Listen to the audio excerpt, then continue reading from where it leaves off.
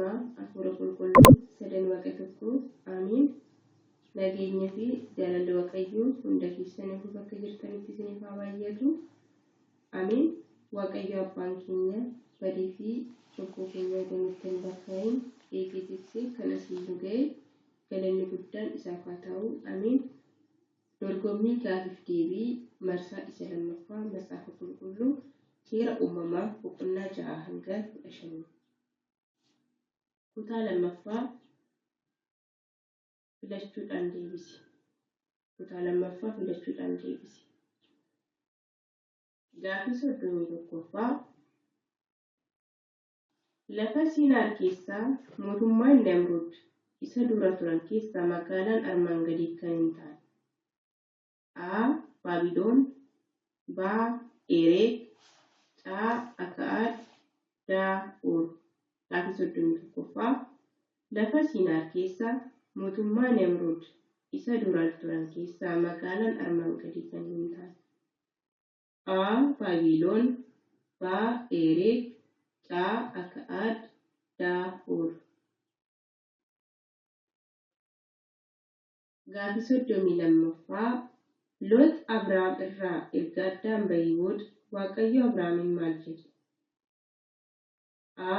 Loot caalaa badhaadhaa nan godha. B. Diinota keessiif nan balleessa. C. Lafa ati argitu hundumaa siif nan kenna.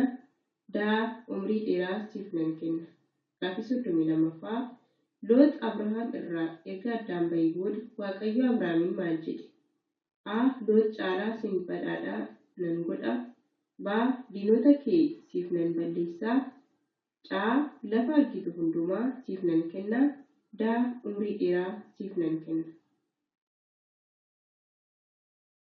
Gaafii 33ffaa gamoon Baabiloon iddoo kam irratti ijaarame? A.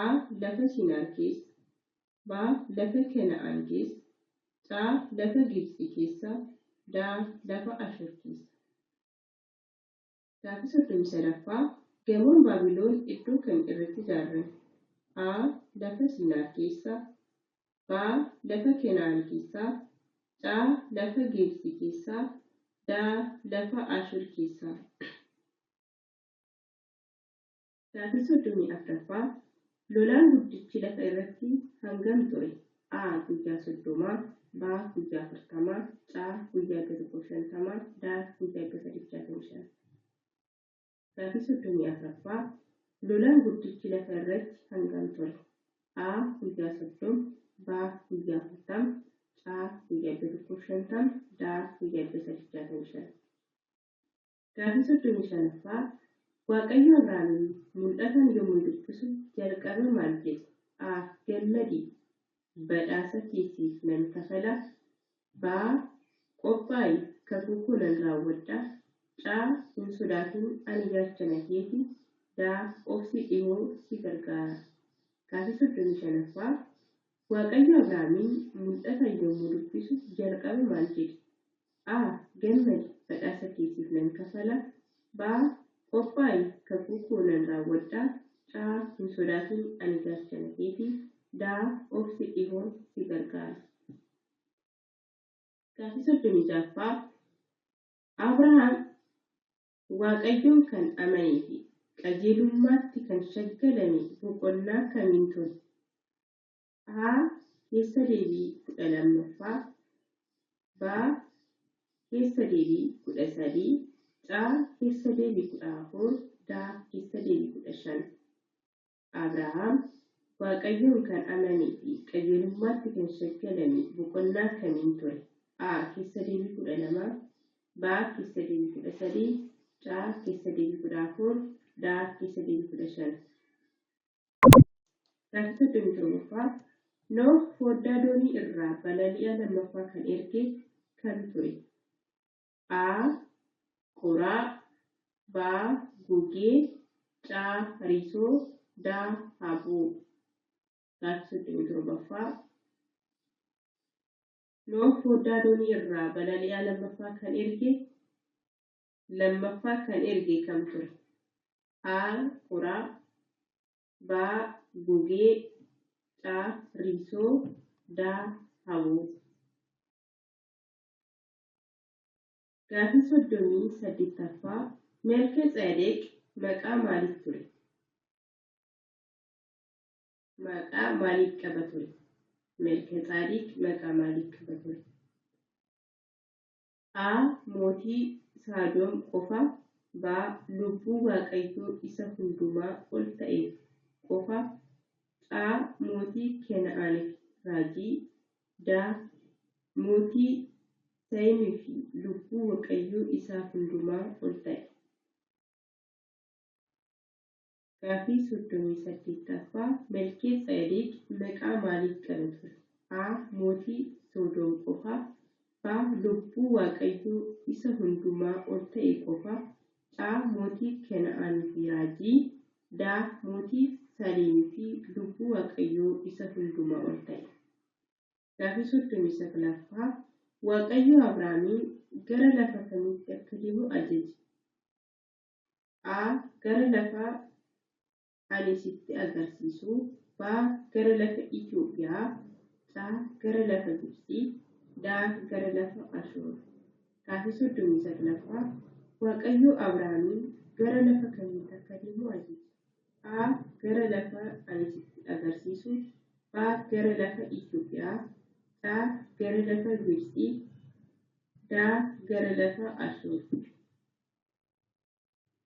Gaaffii 40ffaa Waaqayyo Abrahaamitti sanyiin isaa akka urjiilee ta'u kan dubbate boqonnaa kamiin irratti ture? A. Keessa Lewwii 12. B. Keessa Lewwii 13. C. Keessa Lewwii 14. D. Keessa Lewwii 15. Gaaffii 40ffaa Waaqayyo Abrahaamitti sanyiin isaa akka urjiilee ta'u kan dubbate boqonnaa kam irratti ture? A. Keessa Lewwii 12. B. Keessa Lewwii 13. C. Keessa Lewwii 14. D. Keessa Lewwii 15. Gaaffii 41ffaa kakuun Waaqayyo Nooh wajjin godhe hangam kan turudha? A. Waggaa 100. B. Waggaa 1000.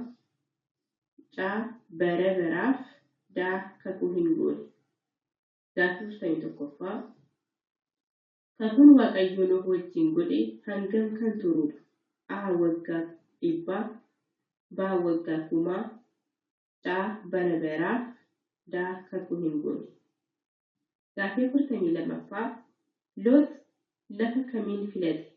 A. Sulula Yordaanos. B. Lafa Kena'aan. C. Lafa kibbaa yookiin Azeeb.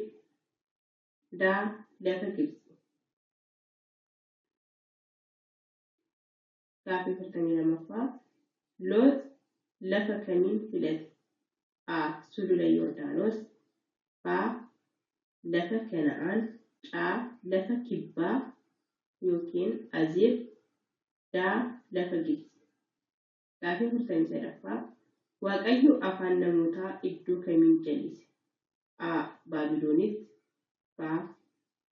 Haraanitti. C. Uuritti. D. Kena'aanitti. Gaaffii 43ffaa Waaqayyo afaan namootaa iddoo kamiin jal'ise? A. Baabiloonitti. B. Haraanitti. C. Uuritti. D. Kena'aanitti. Gaaffii 44ffaa tarree sanyii Seem kan jalqabu eenyu irraa?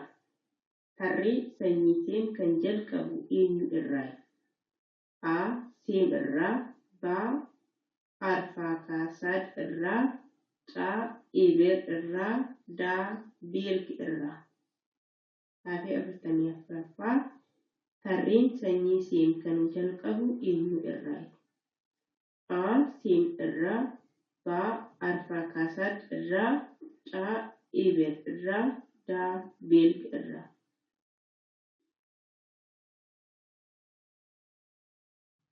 Gaaffii 45ffaa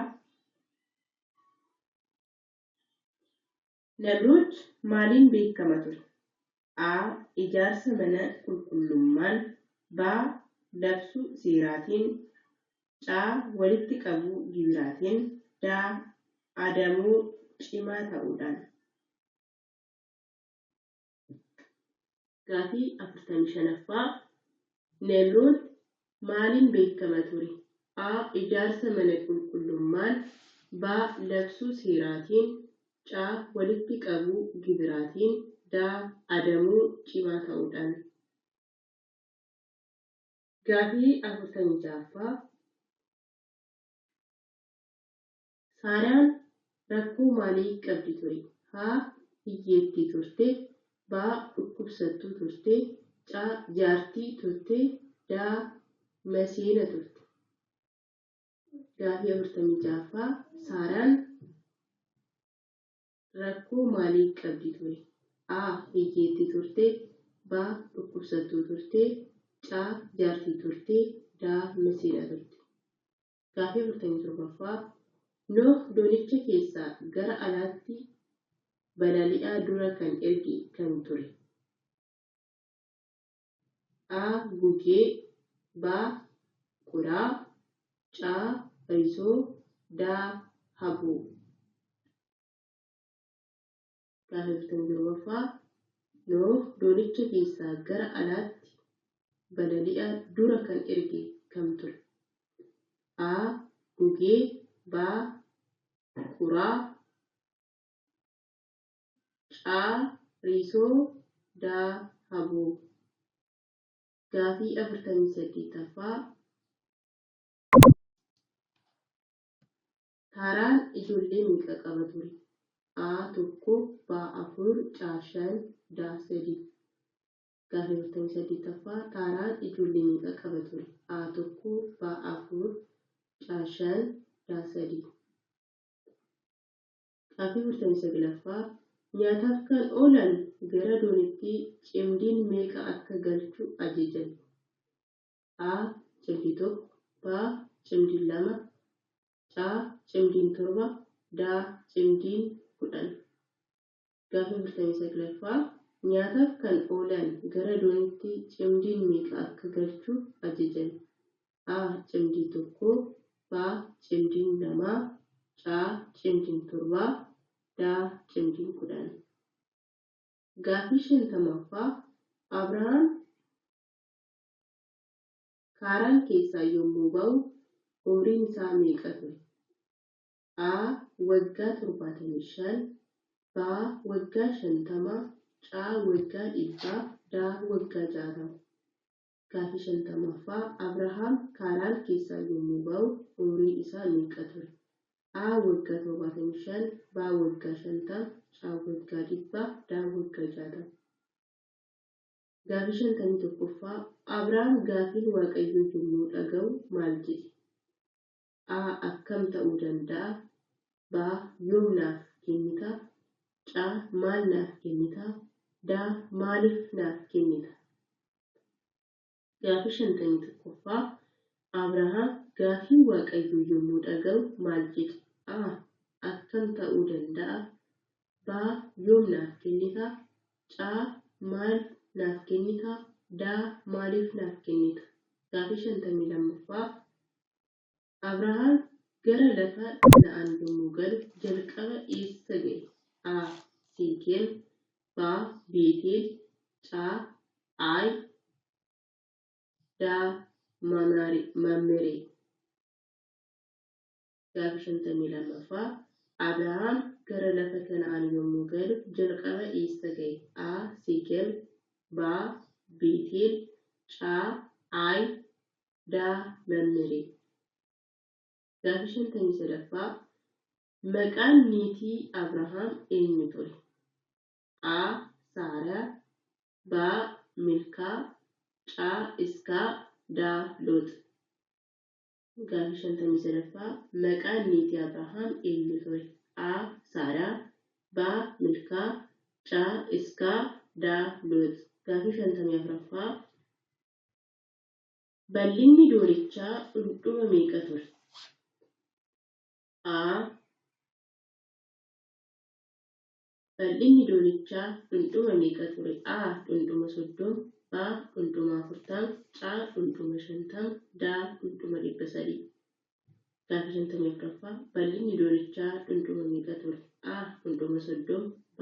Dhundhuma 40. C. Dhundhuma 50. دا ملك سدي كافي شنتمي شنفا تاران أبراهام في ماتي إسا وجين إيسا بري أور كيلديانون إرّا با بابلون إرّا شا كاران إرّا دا جبتي إرّا كافي شنتمي شنفا تاران أبراهام في ماتي إسا وجين إيسا بري أور كيلديانون إرّا با بابلون إرّا شا كاران إرّا دا جبس إرّا كافي شنتمي جافا أبراهام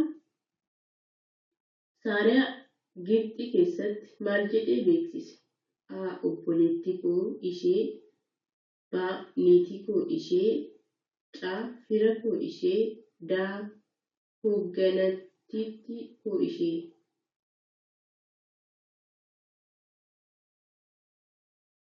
كان شنتمي جافا أبراهام سارا جبتي كيست مالجتي بيكسيس أوبوليتيكو إشي با نيتيكو إشي فيركو إشي دا هوغانتيتيكو إشي كافي شنتمي تربفا لوط دنكان إسا هم مقالة كمتي قودو إجارتي هم سودوميت با هم قمرات هم زوئريت دا هم بيتيليت كافي شنتمي تربفا لوط دنكان إسا هم مقالة كمتي قودو إجارتي هم سودوميت با هم قمرات هم زوئريت دا هم بيتيليت كافي شنتمي سديتافا waaqayyo Nohii fi ijoollee isaa kan eebbise eebba kan ture umrii dheeraa baay'achuun guddaa fi lafa guutaa qabeenya fi horii humnaa fi aangoo كافي شنتمي سديتافا waaqayyo Nohii fi ijoollee isaa kan eebbise eebba kan ture umrii dheeraa baay'achuu guddaa fi lafa guutuu qabeenya fi horii humnaa fi aangoo كافي شنتمي saglaffaa Abrahaamii fi Loox addaan ba'uu kan murteessan maaliif ture lafti isaan hin ga'u wallolli waan baay'ateef amantiin isaanii adda waan tureef siyaasaan isaanii adda waan ta'eef Abrahaam fi Loox addaan ba'uu kan murteessan maaliif ture lafti isaan hin ga'u wallolli waan baay'ateef amantiin isaanii adda waan tureef siyaasaan isaanii adda waan tureef Gaafii 60ffaa Fara'oonii fi maatii isaa balaadhaan kan dhaane eenyu waaqayyo Abrahaam Saaraa waaqayyo Gibxi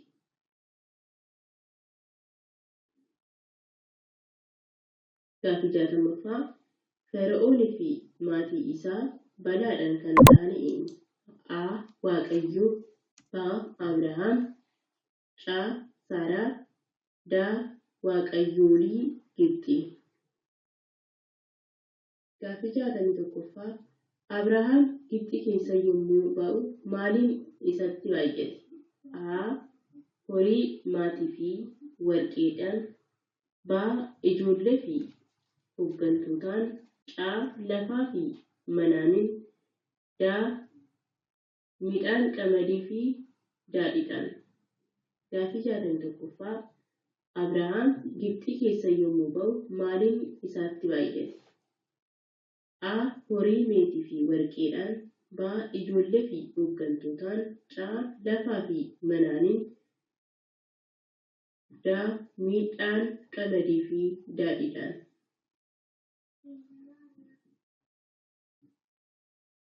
Gaafii 62ffaa lafa Kana'aan keessa yeroo beelatti Abrahaam eessa deeme A gara Gibxii B gara Ashuur C gara Baabiloon D gara Haraan. Gaaffii 62ffaa lafa Kana'aan keessa yeroo beelatti Abrahaam eessa deeme? A gara Gibxii B gara Ashuur C gara Baabiloon D gara Haraan. Gaaffii 63ffaa Abrahaam Looxin oolchuuf namoota meeqa wajjin ari'ate?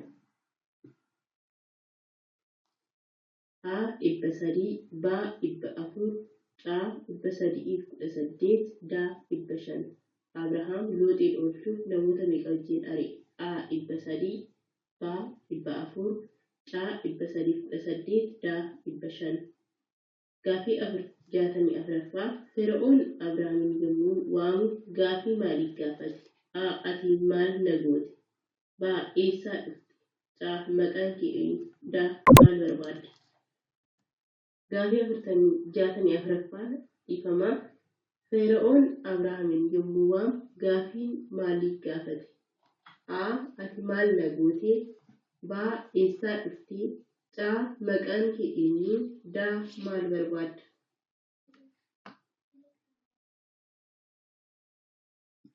Gaaffii 65ffaa amalli namoota Sodoom akkamitti ibsame? A qajeelotaa fi keessummaa simattoota B gaggaarii fi ho'itoota